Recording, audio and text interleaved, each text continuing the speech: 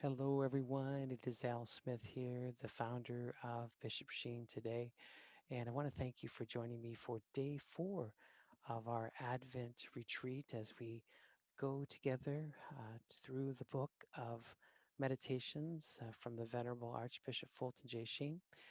Those meditations are in this collection called Lord Teach Us to Pray. And hopefully, you have picked up a copy that you can follow along with at home. And again, it's a great companion book. I think every Catholic home should have this book in it, along with a few other Sheen books. And again, I'm partial to Fulton Sheen, but again, he has helped millions of souls over the years, so I'm sure he can help a few more. All right, we spent the first 3 days of this retreat going through the Our Father and how Fulton Sheen compared the 7 petitions of the Our Father to the 7 last words our Lord spoke from the cross. And now we're going to spend a couple days going through some meditations. Sheen is going to make us think. And so, going to be sharing with you today from our guide.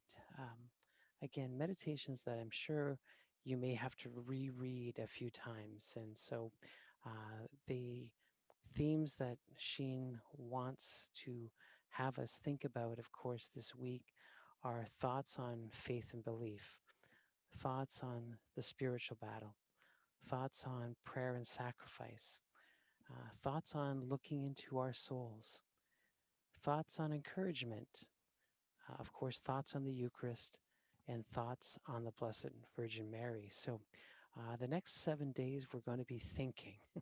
And so, I'm asking you to put on your thinking caps, and I'll be sharing with you these meditations. And you may want to reread them throughout the day. I find with Fulton Sheen, a lot of times you'll read a line or two, and then you have to put the book down and just ponder again what you just took in. So we're going to be, again, going through a number of his meditations on faith and belief. So I will read through them.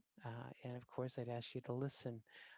But feel free if you want to stop the video, stop the recording, and ponder these thoughts. But again, I want to share them with you. So I will try to meter them in a way that you can digest them and take them in. But I'm sure that there'll be a few of them will touch your heart today. So these are Fulton Sheen's thoughts on faith and belief.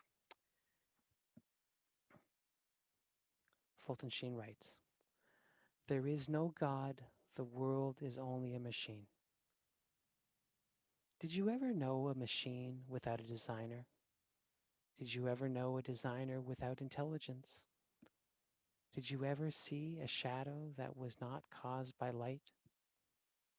Have you ever read a book that was not first in the mind of an author?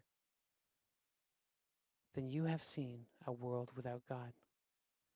Remember the words of the soldier at Bataan: "There are no atheists in foxholes." This is a line that we hear often. I am an atheist. I do not believe in God. Fulton Sheen responds by saying, would there ever be prohibition unless there was something to prohibit? Would there ever be anti-cigarette laws unless there were cigarettes? How could there be atheists unless there was something to believe in? Atheism is not a doctrine. It is a cry of wrath. By night, an atheist half believes there is a God. Before you deny God, ask yourself why you deny him. Is it because of the way you live? A poem of Arthur Hugh Clow satirizes those who wish there were no God because he interferes with their dishonesty, their lawlessness, or their license.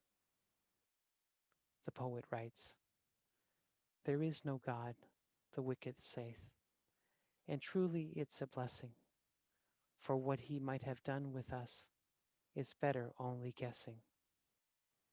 There is no God, or if there is, the tradesman thinks 'twas funny that he should take it ill in me to make a little money." There is no God, a youngster thinks, or really, if there may be, he surely didn't mean a man always to be a baby. Some others also, to themselves, who scarce so much as doubt it, think there is none when they are well, and do not think about it. There's another line that we hear sometimes, that Christ is a good man, a great humanitarian. And Fulton Sheen addresses that line by responding in this way. He says, "If Christ is not all he claimed to be, the Son of the living God, then he was not a good man. A good man never lies, but he was a liar if he was not God, for he said that he was God. A good man never leads others into false belief, but he asks that men die for belief in his divinity, which they are doing even in this day. If Christ was not God, then he not only was not a good man, he was the most villainous impostor and scoundrel the world has ever seen. If Christ is not God, he is the Antichrist." Another line we hear so often is, "I have no need of religion." And Fulton Sheen responds by saying, "No man has need of religion who is self-righteous, who is all he wants to be and all he ought to be. The man who never made a mistake has no need of an eraser. The man who never did anything wrong has no need of a redeemer. Our Lord himself has said, 'Those who are well have no need of a physician.'" I think already we can see how Fulton Sheen is challenging us, and he's giving us some great apologetics. Again, we could use these lines as we interact with our colleagues at work or our family members, and sometimes these are the lines that they say, and so now we can respond, and Fulton Sheen is helping us. So let's continue reading his wisdom together. We now go to this line that many of us have heard. "We have no freedom. Our wills are determined." And Fulton Sheen writes, "Then why do we say thanks for a favor?" Another common line we hear is, "There is no right or wrong. It all depends on your point of view." So Fulton Sheen says, if there is no difference between right and wrong, how can people like Hitler be wrong? And how can we be right? Why have we ever been at war, if it is not because right is more precious than life? We sometimes hear this line, "It makes no difference what you believe. It all depends on how you act." Fulton Sheen's response is this: "It makes no difference whether you have any rules in football. It all depends on how you play. It makes no difference whether you believe that triangles have three sides. It all depends on how you draw. Can we not see that if we believe wrongly, we will act wrongly?"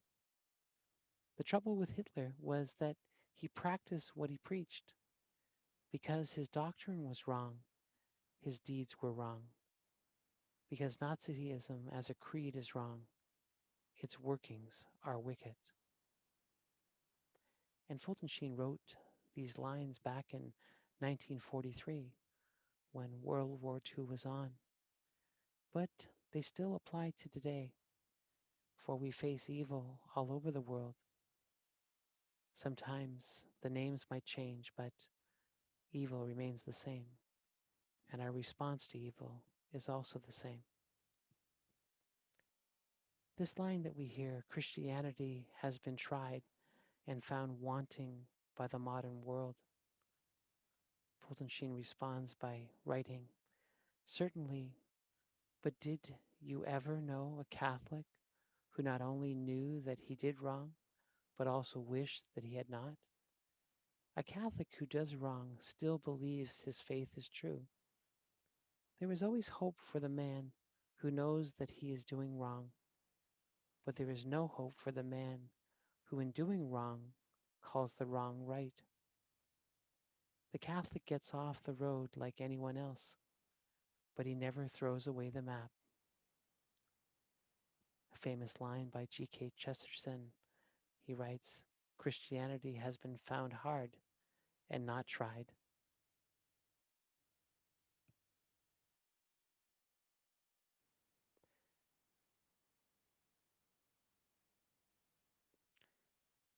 That didn't take us long, did it? It's amazing how you can go through a chapter of the book and again be swept away by the wisdom of Fulton Sheen. And so we will end our meditation today by reciting a prayer found in the book, Lord Teach Us to Pray. And in the back of the book, the very last chapter is a collection of some beautiful prayers. And so we will recite together this prayer, Christ to a Faithful Soul. And Sheen pulls the wisdom of Thomas à Kempis and that beautiful book, The Imitation of Christ. And so this prayer is taken from book number 3, chapter 1. So please join me. In the name of the Father, and the Son, and the Holy Spirit. Amen. Happy are the souls that hear the Lord speaking within them, and from their mouths receive the word of comfort.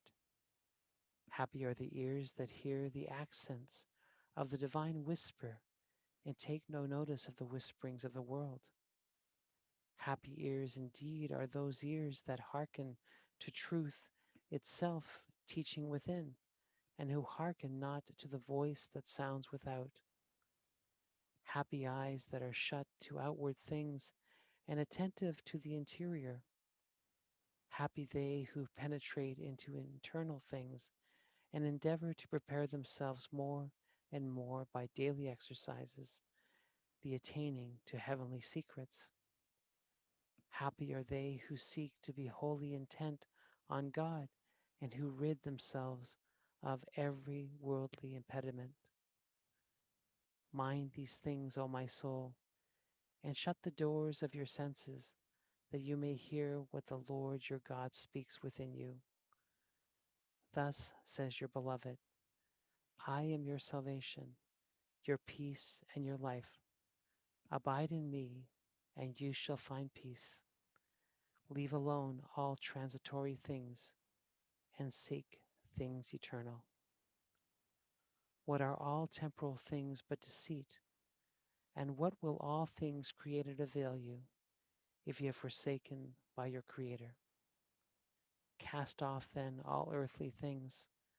Make yourself agreeable to your Creator and faithful to Him, so that you may attain to true happiness. In the name of the Father, and the Son, and the Holy Spirit.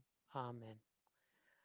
I want to thank you for joining me for this day of meditation. And so feel free to review these timely thoughts of, again, just helping us to, again, put our minds in the right spot, to know that God is here to journey with us, and we're seeking God. This is the Advent season. We're looking for His coming, of course, as a babe, but still we need to continue to prepare our hearts and our homes. So everyone, thank you for joining me.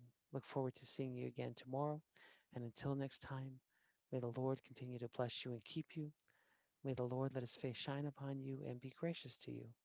And may the Lord look upon you kindly and bring you peace.